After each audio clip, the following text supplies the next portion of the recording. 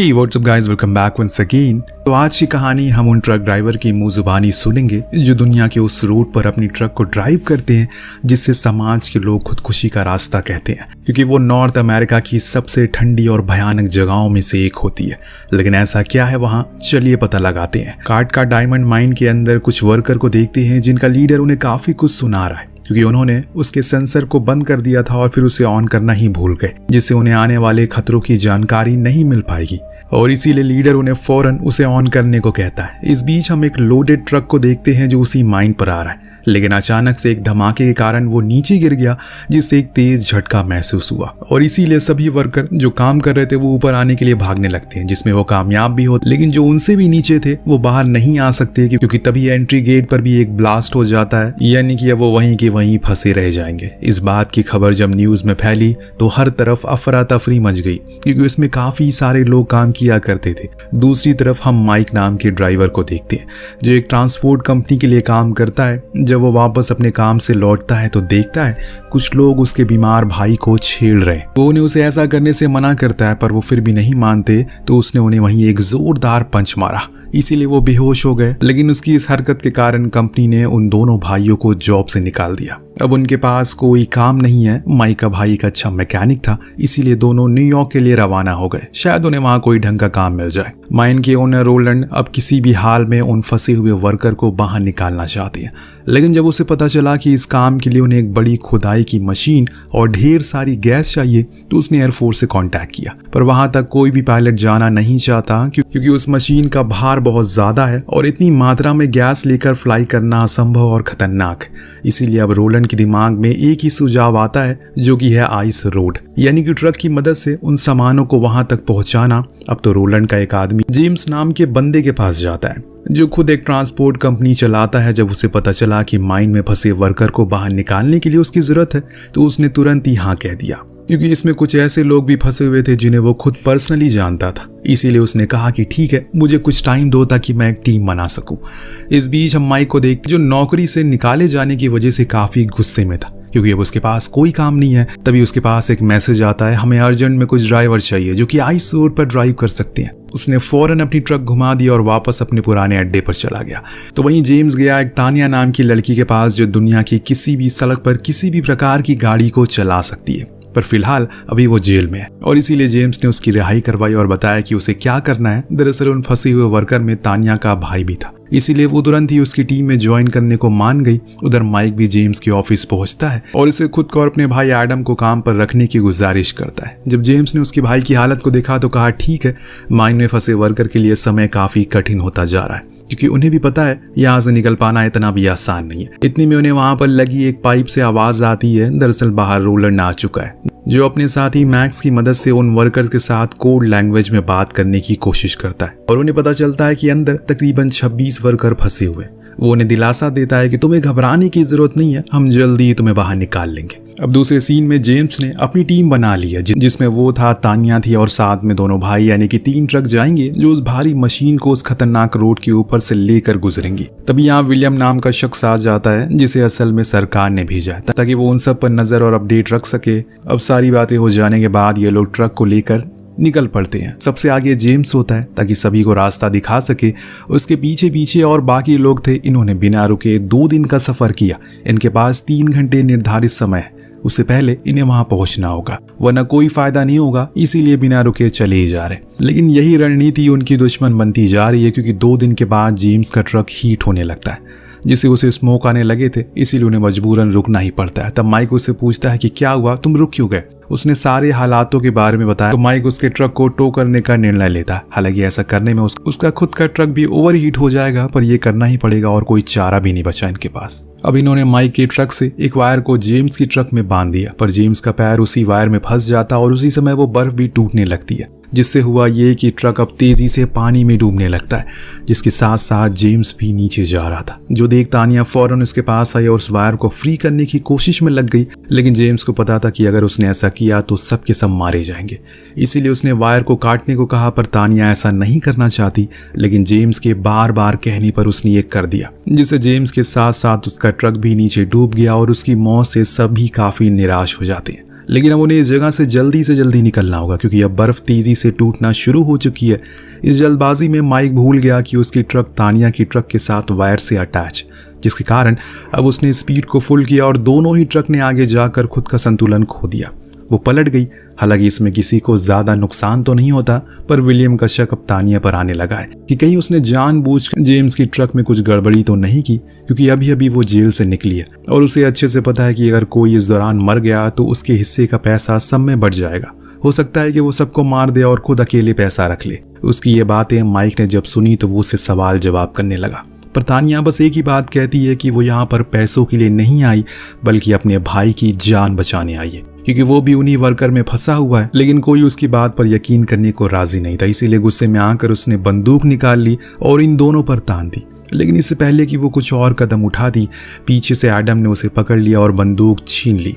अब इन लोगों को उस रस्सियों से बांध दिया गया और दोनों ट्रक को मशीन की मदद से उनके टायर पर खड़ा कर दिया गया, यानी कि अब ये आगे चल सकते हैं। और इस बीच माइन के हालात और बिगड़ते जा रहे हैं। कुछ लोगों का मानना है कि उस आइस रोड पर कभी कोई इतना भारी सामान लेकर अपनी मंजिल तक पहुंच नहीं सका है, तो हमें भी अपना अंत मान लेना चाहिए। पर कुछ को ईश्वर पर भरोसा था कि वो बच जाएंगे। दोनों भाई जब मशीन को चेक करने के लिए कंटेनर में जाते हैं तो उसी समय विलियम गेट को बंद कर देता और तानिया की ट्रक में आकर बैठ जाता है, जिससे वो समझ गई कि ये सब उसी का करा धरा है। उसी ने जानबूझकर जेम्स की ट्रक में गड़बड़ी की ताकि सभी के हिस्से के पैसे उसे मिल जाए।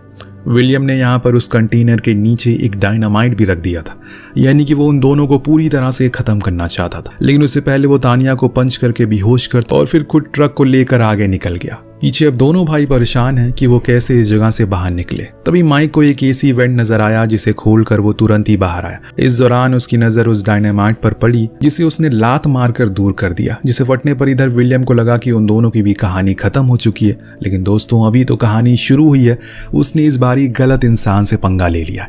माइक क्या चीज है उसे यह समय ही बताएगा। अब उस धमाके के कारण इन भाइयों का ट्रक बर्फ में धंस चुका था, इसीलिए माइक अपने कंटेनर को अलग करके फिर से उसे अपने मेन इंजन से खींचने की कोशिश करता है, लेकिन इसे कोई फायदा नहीं हो रहा। उसने एडम से कहा कि हमें प्रेशर को और बढ़ाना चाहिए, पर वो मना करता है क्योंकि ऐसा करना खतरनाक हो सकता है। लेकिन माइक ने उसकी एक बात नहीं सुनी और प्रेशर को बढ़ा दिया, जिससे वही हुआ जिस बात का डर था। वो मशीन ज्यादा प्रेशर झेल नहीं पाती और टूट गई। इसमें पूरा का पूरा कंटेनर पानी में डूब गया और साथ में एडम भी। इस बात की खबर जब माइक को लगी तो उसने बिना कुछ सोचे समझे खुद को एक रस्सी से बांधा और पानी में कूद गया। बड़ी ही मुशक्कत के बाद उसे अपना भाई तो मिल गया, लेकिन उसकी हालत बहुत ही ज्यादा गंभीर है। उसने फौरन ट्रक के हीटर को ऑन करके उसके शरीर को गर्म किया, जिससे वो जिंदा हो जाता है, जिससे कि वो वापस होश में आता है। अब भाई को ठीक देखकर उसकी आंख में आंसू आ जाता है। वो उससे माफी मांगता है और कहा कि अब वो उसकी सारी बातों को मानेगा, लेकिन फिलहाल उन्हें विलियम की ट्रक का पीछा जाना होगा, क्योंकि कुछ तो बात है जिसके चलते वो नहीं चाहता कि हमें से कोई ट्रक उस माइन तक पहुंचे। दूसरी तरफ हम विलियम को देखते हैं, जो अपनी ट्रक के साथ रोलैंड के पास पहुंचा, जो अपने लोगों के साथ वहां खड़ा था। दरअसल इन सब चीजों का मास्टरमाइंड कोई और नहीं बल्कि रोलैंड खुद ही है। उसने ही सारी चीजों का प्लान किया और अब वो नहीं चाहता कि उन 26 में से एक भी वर्कर बाहर आए, क्योंकि इसे खूब सारे इंश्योरेंस के पैसे मिल जाएंगे, जिससे वो रातों रात माला माल हो जाएगा। और इसी वजह से उसने विलियम को खरीद लिया शुरुआत में ही। अब उसका प्लान था कि वो जाकर इस ट्रक को तानिया के साथ ही उस खाई में ढकेल दे, जिससे हम सरकार को बता सके कि तीनों ट्रक में से एक भी माइन तक पहुंचा ही नहीं। इसके बाद रोलैंड ट्रक को लेकर आगे बढ़ने लगता है ताकि उसे खाई तक फेंक सके। इतने में तानिया को होश आ जाता है और वो बड़ी ही चालाकी से उसे धक्का देकर नीचे गिरा देती है और खुद ड्राइव करना शुरू करती है। लेकिन अभी भी विलियम ट्रक के नीचे ही था, जिसका फायदा उठाकर उसने फ्यूल पाइप को खोल दिया। अब उससे ये हुआ कि तानिया को भी पता चल जाता है कि फ्यूल लगातार खत्म हो रहा है, पर उसने फिर भी ट्रक को रोका नहीं। लेकिन कुछ दूर जाने के बाद वो रुक ही जाता है और अब पीछे पड़ा विलियम भी उसके पास पहुंच चुका है, जिसके ऊपर उसने बंदूक तानी ताकि उसका मुकाबला कर सके। लेकिन ये बात उसे अच्छे से पता है कि अकेले वो उसे भिड़ नहीं सकती और इसी का फायदा विलियम उठाकर उसे बहकाने की कोशिश करता है। उसके सारे दोस्त मारे जा चुके हैं, तो अब उसका भी वही हाल होगा। अगर वो उसके साथ मिल जाएगी तो वो कुछ नहीं करेगा। लेकिन दोस्तों, तानिया ऐसा कभी नहीं करेगी। इस बीच वहां पर माइक अपनी ट्रक लेकर पहुंचता है, जो देख विलियम समझ गया कि अब उसको यहाँ से भाग जाना ही बेहतर होगा। लेकिन उससे पहले वो कार को शुरू करता और उससे पहले माइक ने खुद की ट्रक को उसे टक्कर मारकर उसे खाई में गिरा दिया। बाद में उसने तानिया से माफी भी मांगी कि वो विलियम की बातों में आ गया। इस बीच हम देखते हैं कि नीचे गिरने के बावजूद भी विलियम बचा हुआ, जिसके बाद उसने अपना रुख पहाड़ी की ओर कर दिया, क्योंकि उसे किसी भी हाल में लोगों को रोकना है उस माइन तक पहुंचने में। या एडम अब माइक का पेट्रोल निकाल कर तानिया की ट्रक में डाल रहा है, क्योंकि वो मशीन उसी में थी पर इतने में हम देखते हैं कि ऊपर एक तेज धमाका होता है जिससे सारी बर्फ नीचे आने लगती है और ये काम किसी और का नहीं बल्कि विलियम का था। तो अब इन्हें फौरन यहाँ से निकलना होगा। सभी अपने अपने ट्रक में बैठकर फुल स्पीड में भागना शुरू करते हैं। माइक अपना ट्रक निकाल लेता है लेकिन तानिया फंसी रह जाती है, इसीलिए बर्फ के गिर जाने के बाद वो उसके पास गया और तब तक तानिया काफी चोटिल हो चुकी थी और यहाँ वो उसे अपना ट्रक छोड़ दिया और उस कंटेनर वाली ट्रक को लेकर आगे बढ़ने लगा। दूसरी तरफ माइन में अब सभी वर्कर बेहोश होने लगे हैं क्योंकि अब ऑक्सीजन लेवल धीरे धीरे नीचे जाता जा रहा है, लेकिन अभी भी यहाँ पर जद्दोजहद जारी है।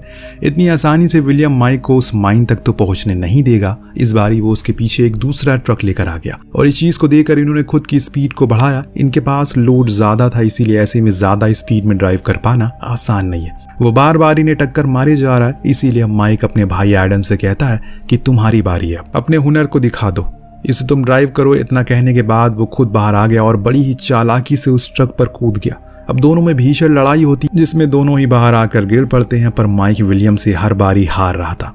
उसे लड़ पाना उसके लिए मुश्किल हो रहा था और इधर ये दोनों ही ट्रक लेकर आगे बढ़ते जा रहे हैं। पर इस बीच इनके सामने एक ब्रिज आता है जो देख तानिया ने कहा, लाओ ये मुझे दे दो, इस पर काफी बर्फ है। इसीलिए एडम ने उसे स्टीयरिंग दे दी, पर उनके जाते ही वो पूरा ब्रिज नीचे गिर जाता है। उधर एक और अभी भी वो दोनों लड़े ही जा रहे हैं। हालांकि माइक ने फिर से ट्रक की स्टीयरिंग को अपने हाथों में ले लिया, पर फिर भी विलियम उसे छोड़ नहीं रहा है। लेकिन अंत में माइक पूरे जोश में उस ट्रक के पीछे वाले हिस्से में फेंक देता है और ट्रक को फुल स्पीड में करके खुद नीचे कूद जाता है। इससे आगे जाने पर अब विलियम का अंत करीब होता है, लेकिन यहाँ पर एक और मुसीबत आ जाती है। ब्रिज टूट जाने की वजह से ट्रक अब आगे जाने के बजाय पीछे जा रहा है, जिसे तानिया रोकने की बहुत कोशिश करती है, लेकिन कोई फायदा नहीं हो रहा था। इसीलिए एडम खुद जाकर ब्रिज के गेट को बंद करने की कोशिश में लगता है, जिसमें वो सफल भी होता है, पर वो ट्रक और गेट में पिस जाता है, जिससे वो बुरी तरह घायल हो चुका था। तभी वहां माइक भी पहुंच जाता है। जब उसने अपने भाई को ऐसी हालत में देखा तो वो तेज तेज रोने लगा, पर एडम ने कहा कि उसे जल्दी वहां पहुंचना होगा क्योंकि अब 30 घंटे पूरे होने वाले। मैं मरूंगा, एक ही जान जाएगी, लेकिन अगर वो मर गए तो पूरे 26 लोग मारे जाएंगे। और इतना ही कहते उसने अपना दम तोड़ दिया। ये देख माइक का दिल टूट जाता है, लेकिन अब वो अपने भाई के लिए ट्रक को खुद कंट्रोल में लेता है और भगाते हुए माइन की तरफ ले जाने लगता है। इस बीच काटका माइन पर कुछ सरकारी ऑफिसर आए, जिसमें से एक इंश्योरेंस कंपनी का मालिक भी है, जिन्हें रोलन ने बुलाया क्योंकि उसका कहना था कि अब 30 घंटे से ज्यादा का समय बीत चुका है, कोई भी जिंदा नहीं बचा होगा। जो ट्रक उन मशीन को लेकर आ रहे हैं उनके बारे में हमें न्यूज मिली है कि वो दुर्घटनाग्रस्त हो गए। तभी अचानक से सायरन बजना शुरू हो जाता है, जिससे सुन रोलैंड बाहर आए तो देखा कि माइक ट्रक लेकर आ चुका है, जिससे उसके कलेजे में आग लग जाती है। अब सभी तुरंत ही मशीन निकालकर खुदाई का काम करना शुरू करते हैं, जिसके कुछ घंटे बाद सारे वर्कर को रेस्क्यू कर लिया जाता है। हालांकि उसमें कुछ बेहोश हो चुके थे, पर वो जिंदा तो थे। उन्हीं में तानिया को अपना भाई भी मिलता है, जिसे पाकर वो बहुत खुश थी। क्यों ना खुश हो, उसकी जिंदगी को बचाने के लिए उसने खुद की जिंदगी को दांव पर लगा दिया था। इन्होंने रोलैंड की सच्चाई सभी को बता दी, जिससे सरकारी ऑफिसर ने उसे पकड़ लिया। फिर माइक और तानिया में सारे पैसे बढ़ गए, जिससे कि उसने अपने भाई की फेवरेट ट्रक को लिया और जो हमेशा से उसका सपना था, और सब कुछ उसने लिया। लेकिन माइक अपने भाई को वापस नहीं ला सकता, यही अब हकीकत है। और इसी के साथ ही उसे आगे की जिंदगी को जीना होगा अकेले। वेल, इसी के साथ कहानी यहीं पर खत्म होती है। आपको कहानी कैसी लगी हमें कमेंट करके जरूर बताएगा। हम मिलते हैं अगली वीडियो में। Thank you so much watching. Peace out.